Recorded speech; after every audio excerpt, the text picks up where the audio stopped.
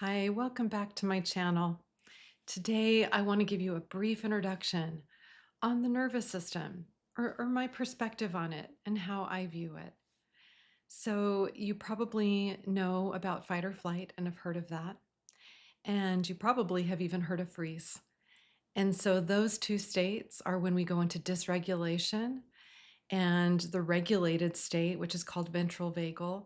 And you don't need to remember that, but that is when we are calm and peaceful and not activated. I referred to this a little bit when we were talking about needs in childhood. So, when we are in the state of calm and not activated, we can think clearly. That's where our creativity comes in, that's where our joy comes in. There is a metaphor that this reminds me of that I learned from the Zen master teacher Thich Nhat Hanh, who is very dear to my heart. And many years ago, I got to have some experiences with him in doing walking meditation and sitting meditation and even drinking tea meditation. But he taught things, and then I love when they're backed by science. So the metaphor that he taught was that if you imagine a pond and there's wind or storms and the waters are all choppy, imagine that being us or our mind.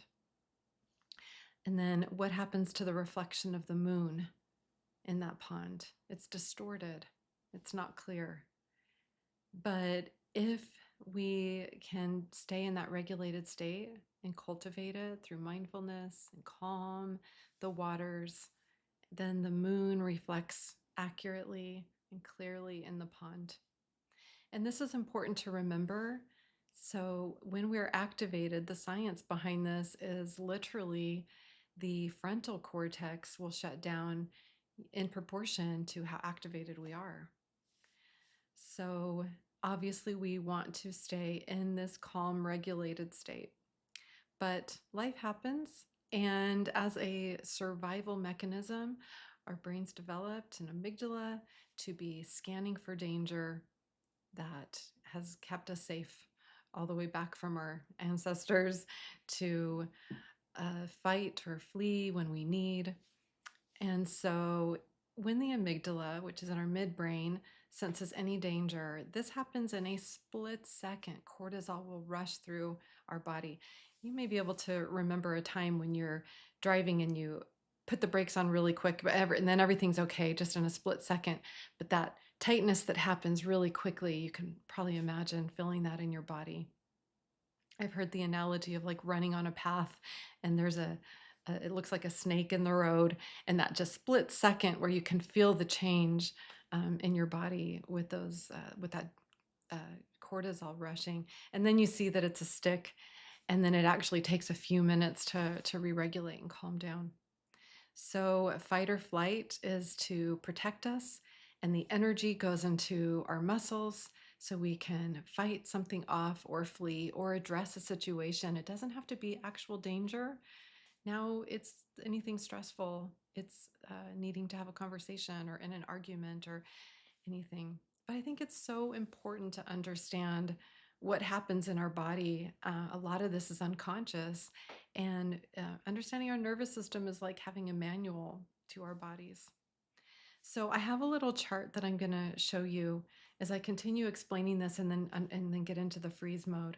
You can find this online by searching a polyvagal chart.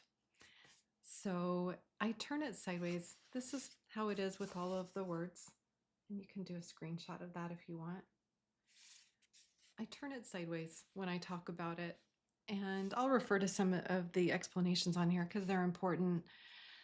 But I just imagine the column of the green being our most regulated cells, where we are most connected. So this is where relationship happens, connection, joy, creativity. And then when some sort of activating situation happens, we go into fight or flight. Fight or flight is an empowered response. Your brain determined in that split second that you could address this or you could get away if you needed to. So that's pretty simple. The freeze, the next one is freeze. And this is where it gets a little more complicated and so important to understand when we understand trauma, because post traumatic stress disorder involves trauma in a context of powerlessness. So we know now that we used to not know about freeze mode, but we see this in nature as well as in humans, that when the amygdala determines in that split second, I can't get away, I can't address this, I just have to endure this. If it's a literal attack, we might actually go still and freeze. If it's in an ongoing situation of distress and then powerlessness. So think of this in the context of a distressing relationship or an unsafe home situation for a child. So go into freeze mode, which in those situations doesn't look like just actually holding still in the moment. It looks like what we would call fawning or please and appeasing, which is a freeze response. So you're going through the motions of getting along, go along to get along. And this again is teaching the brain um, that that may begin to feel normal, but our adult relationships can look like that as well. And people who've experienced a lot of this in childhood will have a really high tolerance for it in adulthood. But understanding these responses and, even understanding actual freeze is so important when I work with trauma survivors around sexual assault and they don't understand what happened to them when they froze. And I see it over and over again. And it is so important to know that the brain made that decision in a split second to keep them alive, to survive. So, another important concept I want to share is what happens when we have experienced freeze mode and maybe repeatedly experienced fawning or please and appeasing is emotions get buried, that we couldn't have an empowered response here. And to heal the things that are just getting ignored and buried, and you're powerless and feeling powerless over these maybe repeated situations, that the path home is going back through having the feelings and then getting back to this regulated state. There is a video that you can find online, and those who are sensitive to animals, like me, might find it disturbing, but it is, and the impala comes out okay, just so you know ahead of time. But in it, a photographer is recording a leopard attack an impala, and he actually has it in his jaws, and he doesn't injure the impala, and he sits there for a moment, and for some reason, the leopard just decides to walk away. And so you can watch the actual, a mammal just like us going through freeze mode, which is where, imagine if that animal had struggled, it would have died. So it's brain determined. I can't fight. I can't get away. I have to freeze, which in the animal kingdom, we see that as not just to survive. It might just be preparing for death. And that's actually written on here as well. And so the impala is laying there. The leopard walks away. Its eyes are wide open. You can almost tell that in its peripheral vision, it's kind of watching, and it waits for a moment. And the photographer continues recording. And what happens in the animal kingdom is in the moment, the animal is going to work through the trauma of what just happened. And it starts shaking. It stands up and it shakes and it shakes.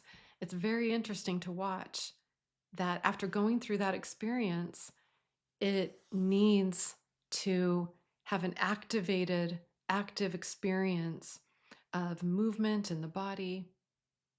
And then it's okay. And then it runs away. So with our experiences as a human, these can get buried for quite some time. But just understanding the journey of healing, know that things that get buried for a long time will need to have some sort of recognition and processing to come all the way back home. I am reminded of a concept that I learned in a book called Come As You Are by Emily Nagoski. might be Nagoski. I'll pronounce that correctly. And it's a book on sexuality, but she's incredibly trauma informed.